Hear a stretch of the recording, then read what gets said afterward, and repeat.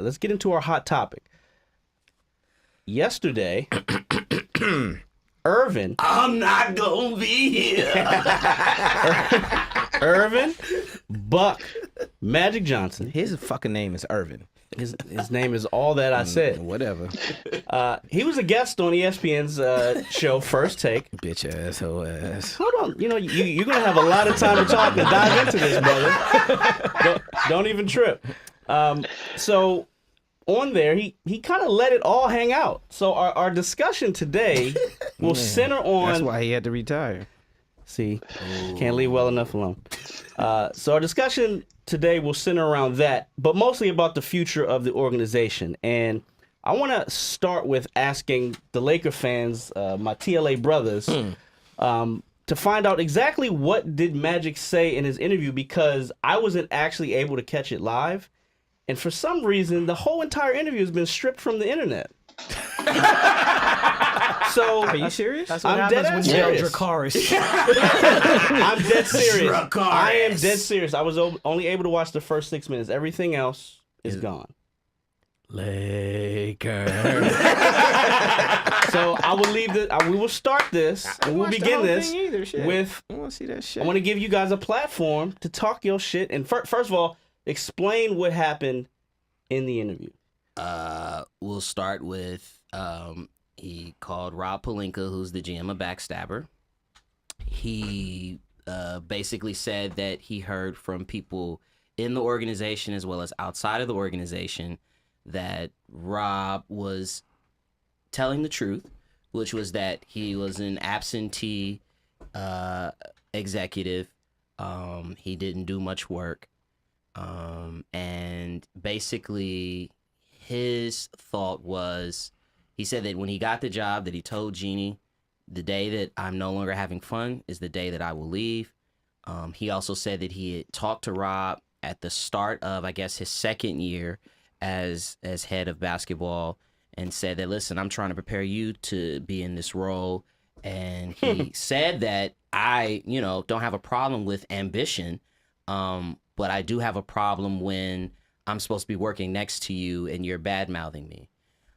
He also said, when he was asked about why he quit abruptly, specifically why he didn't feel the need to call LeBron James, who he was instrumental. I won't say instrumental. He was involved in his recruitment. He said, basically, I'm a fucking billionaire and I'm a man. So as a man, as a woman, you don't have to explain yourself to anybody. His exact words, and I quote, were, Max, I don't live a regretful life. Hey, can anybody else? He also said, I felt I had to do what was best for me. Yeah, not what was best for LeBron. As a man, as a man, I got to do, you as a man, as a woman, you got to do what's best for you. He's still a bitch. He also talked about the fact that, he obviously supports the Lakers, loves the Lakers, all of that. He gets to be himself. He's back at his job, that the Lakers should, his plan was to, the other reason why he left was because he felt like when he took the job that he only needed to answer to Jeannie. And I heard that part. He had 3 meetings when he had the discussions about firing Luke. He wanted to fire Luke. He said Luke's a nice guy. Everybody likes Luke. But he said that he had outlined the things that he did well, the things that he didn't do well, and that he had the first meeting with Jeannie. Jeannie said, let's think about it.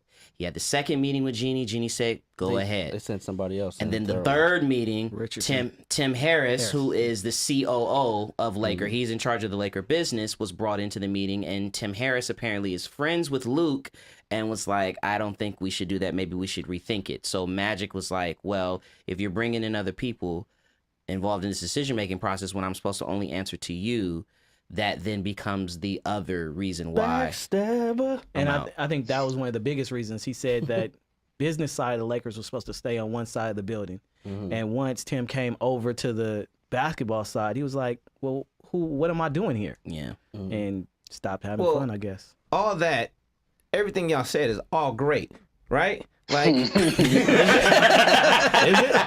Right?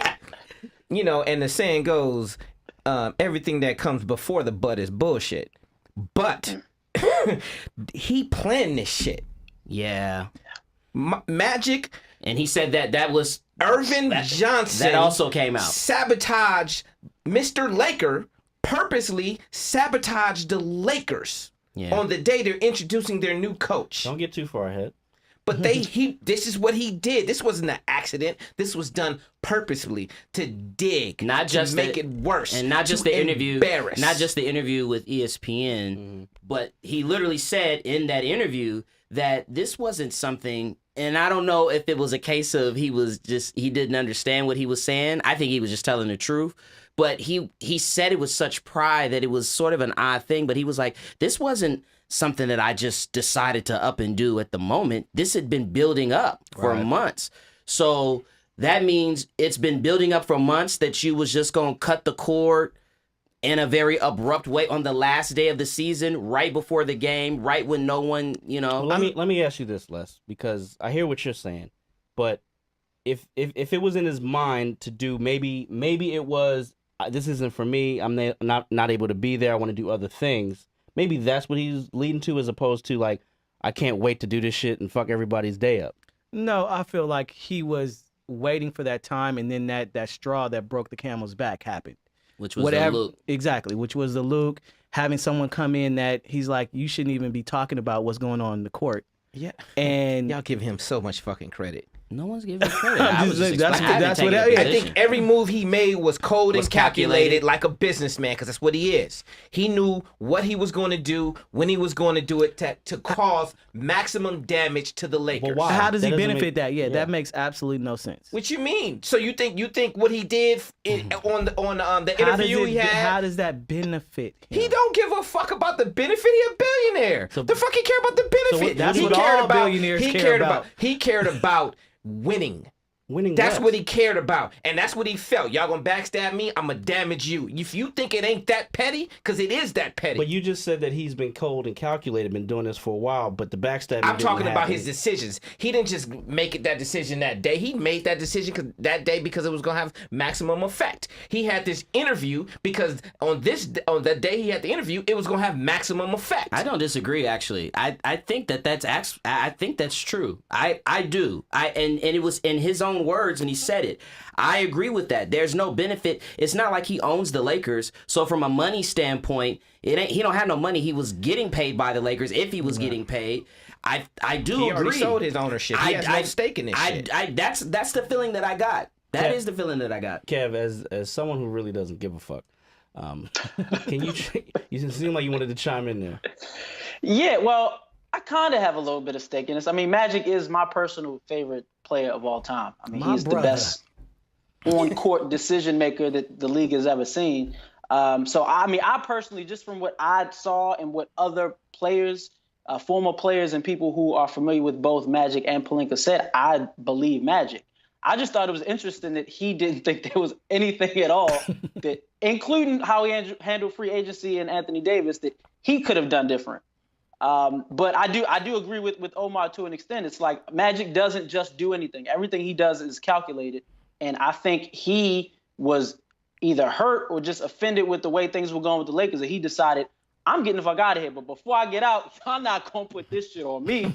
I'm not going to be here. I mean, he's not, in my opinion, you put those three, him, Jeannie Buss, and Pelinka up front. Magic's the last person I'm expecting to make real basketball decisions. And I think he bailed out because he knew the people that are in front of him are not capable of doing what's needed to turn this franchise around. Point of order, he did admit to one thing that he messed up on, and that was Brook Lopez.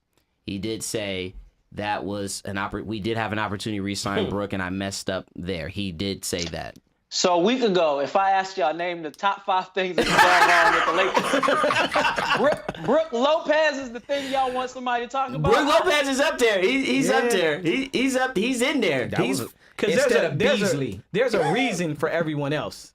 There's no reason to let him go. To let Brook Lopez go for $3.9 million or whatever. And you didn't even have to pay Brook Lopez. All you had to do was just give him a lifelong pass to Disneyland, and he would have took that. So, Junior Blue. with all this happening yesterday's a very busy day. I mean, we were going to talk about something else, but we kind of go where the flow is. What do you think? Without going too far into the other things we want to talk about, what do you think the ripple effect of just yesterday, as far as fandom goes, or how Magic is perceived in this town? It's hard to wipe out what he did. Omar just did, but I mean that's him. That's Omar. Omar thought he was too loud when he was the president of basketball operations. He wasn't a fan then. Mm-hmm. So this just added icing on top of it for him. Right. I don't know if he can have icing, but I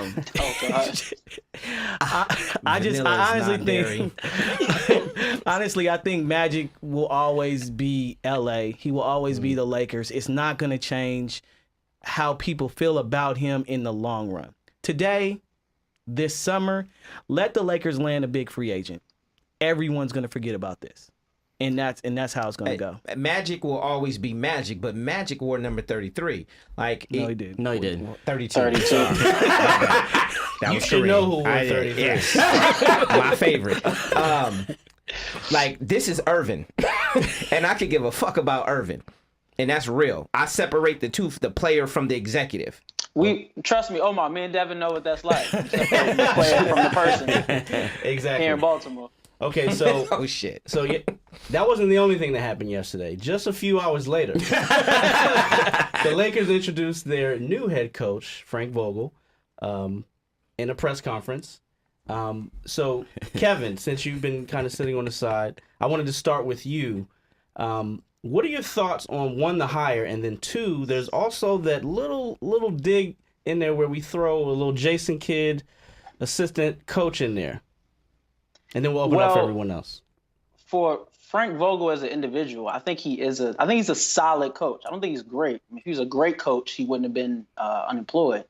I just think as far as the fit, I'm not 100% sure if it's gonna work, and I primarily look at LeBron James, not to blame him for anything, but I think we all know what he looks like, how he reacts, and how he plays when he has a coach that he didn't necessarily endorse, which I think will make the presence of Jason Kidd even more interesting because it's almost as though he's, the guy looking over his shoulder. And the minute something goes wrong, then there's that dynamic between, well, who's a better leader, who's a better X's and O's guy, who does LeBron want?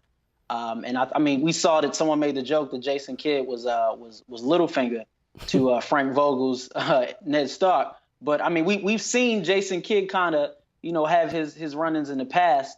But I think they made this move because Vogel may have been the cleaner guy, and to just go straight to Jason Kidd wouldn't necessarily been a great transition. But I'm not completely sold, but I think Frank Vogel does deserve a job in this league. I just don't know if it's with the Lakers. So Jason Kidd is the associate pastor that's always hoping the pastor gets sick. Jason Kidd will probably be their coach this time next year. Gentlemen, your thoughts on this? I don't have a problem with the hire, personally. I'm tired of the Lakers looking at coaches to think about future players. I think a lot of Jason Kidd is about Giannis, and that's all.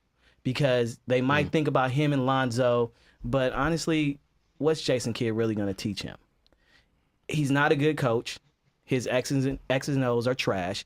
His fourth quarter, he's had some of the worst fourth quarter that you can imagine being a coach. He does stupid things on the sideline. So honestly, spilling drinks against the Lakers, matter of fact. Yeah, it was. And it just you ain't cheating, you ain't trying. I just think it's all about Giannis. And they'll give 3 years for the coach, and then who's up for free agency? Giannis.